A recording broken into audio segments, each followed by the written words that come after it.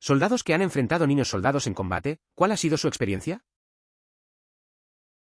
Solo quiero decir que nunca he servido, pero mi hermano es un veterinario 3X de Kuwait en las reservas del ejército como médico. Tiene TEP severo y a veces me he preguntado qué puedo hacer para hacerle saber, sin juicio de mí. Haré todo lo que pueda por ti. Gracias, todos, que han servido y compartido sus experiencias, ha sido bastante esclarecedor. Es complicado lidiar con eso. Tener a alguien cercano con PTSD es difícil.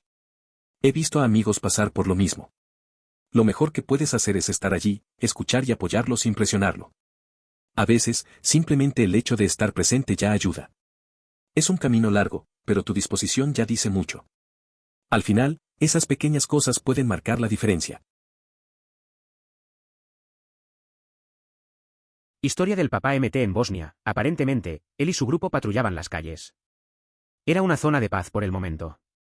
Estaban cerca de un pueblo y un niño vino corriendo apuntando con una pistola. Todos ellos tenían la opción de dispararle al niño para protegerse o arriesgarse con la esperanza de que no pasara nada. A decir verdad, afortunadamente no hicieron nada y uno de los mayores salió a detener al niño y disculparse profusamente a ellos. Pero si les hubieran disparado al niño, la paz podría haber sido muy probable en ese lugar nuevamente. Es una historia difícil. Tu papá y su grupo enfrentaron una situación tensa. Decidir no disparar fue un gran acto de valentía. Imaginar lo que habría pasado si lo hubieran hecho es impactante. Eso realmente podría haber cambiado todo. La reacción del anciano también muestra cómo una acción puede afectar a toda la comunidad. Es interesante pensar en cómo las decisiones pequeñas pueden tener grandes consecuencias. Sé que realmente no responde a la pregunta, pero mi padre que ahora tiene 56 años fue a la guerra cuando tenía 17 años probablemente, la guerra terminó en sus 20 años, me dijo que vio a muchos amigos y socios de soldados morir frente a él, después de la guerra perdida, Líbano, fue en Canadá mientras mi familia todavía está en el Líbano. Se conoció a otro refugio libanés que no podía hablar francés, estoy en el francés, un estado de la familia, en el Líbano, que se conoció a otro libanio que no podía hablar francés, estoy en el francés. EACJ y todos los días se encuentran en un parque. Ahora todavía son amigos y su amigo todavía le pide la traducción. Cuando mi papá vino por primera vez en Canadá, cazó pájaros y todavía tiene su arma de caza.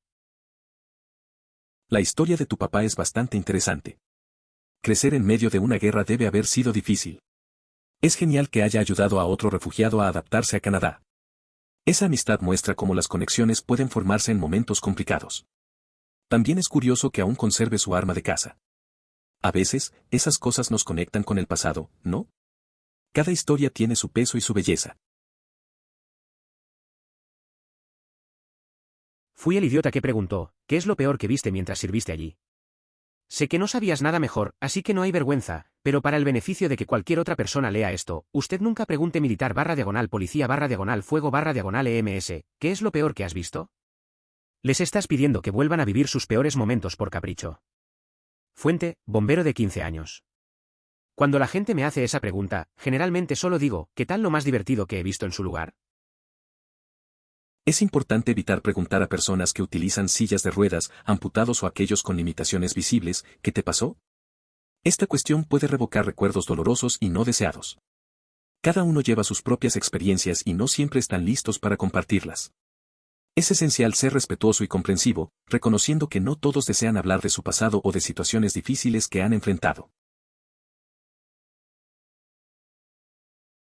Esto es muy cierto.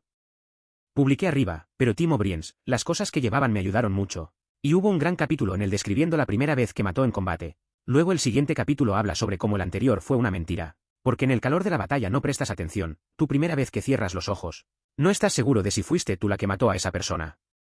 Pero esas historias nunca hacen buenas historias de guerra.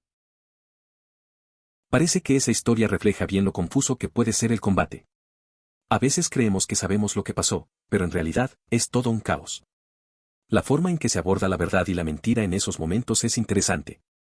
Muchas veces, lo que se recuerda no es lo que realmente ocurrió. Eso nos muestra lo complicado que es lidiar con esas experiencias en la vida. Quiero agregar a este hilo. Mi papá estaba en el conflicto de Vietnam y sirvió 2 giras. Nunca hablé de eso mientras era creciendo. Pero años después de haber hecho 5 años, 1 mes y 13 días en los Marines, dijo una cosa, éramos jóvenes. Hicimos muchas cosas estúpidas. Parece que la guerra realmente no cambia. Es interesante ver cómo las experiencias de guerra marcan a las personas. Mi abuelo tampoco hablaba de la guerra que vivió. Un día, mientras estábamos sentados, mencionó que las decisiones tomadas en momentos críticos son difíciles de olvidar.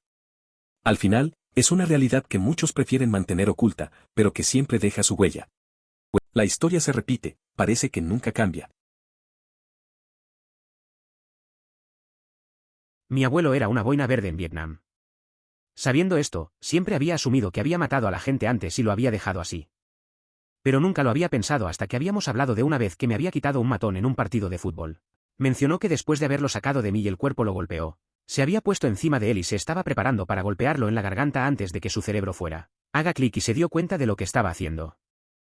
Estaba acostado boca arriba en ese momento, así que todo lo que vi fue que el abuelo lo sacó de mí y lo arrojó al suelo. Cuento esa historia todo el tiempo, pero nunca se me ocurrió hasta hace poco lo cerca que estuvo de matar a ese pobre y estúpido niño. El tipo que se quitó tenía 15 años, tal vez 16 en el mayor. Es curioso cómo a veces no pensamos en lo que pasa en la cabeza de alguien. Mi abuelo, un tipo que ha visto cosas horribles, se dio cuenta de que estaba a punto de hacer algo que podría cambiar su vida y la de otro. A veces, la violencia no es solo física, también es un choque interno. Y sí, es fácil verlo como un héroe, pero esa duda que tuvo también lo hizo humano. Tienes toda la razón. Si bien creo que la mayoría de las personas tienen curiosidad inocentemente, no piensan antes de preguntar. Es como cuando la gente escucha sobre un suicidio, a menudo preguntan ¿cómo lo hicieron? ¿Cómo? ¿Importa? Hay 3 preguntas por las que trato de vivir mi vida, ¿necesita decirse? ¿Debe decirle yo? Si no, ¿por qué siento que necesito decirlo? Creo que es cierto. La gente a veces no se da cuenta del impacto de sus preguntas. Recuerdo que un amigo perdió a un familiar y la gente hacía preguntas incómodas, como si eso ayudara. Reflexionar sobre lo que decimos es importante. Las 3 preguntas que menciona son útiles. Me las he hecho a veces. Hacer una pausa antes de hablar puede marcar la diferencia en cómo nos comunicamos unos con otros. Alexander Magno estaba peleando en Afganistán y estaba escribiendo a alguien en Grecia sobre lo difícil que fue la lucha. El otro respondió algo como lo malo que podría ser. Alexander envió una bolsa de tierra afgana y dijo que la vierte y observara. Lo hicieron, y observaron cómo 2 sirvientes discutieron sobre cómo llegó allí. Se calentó tanto uno mató al otro.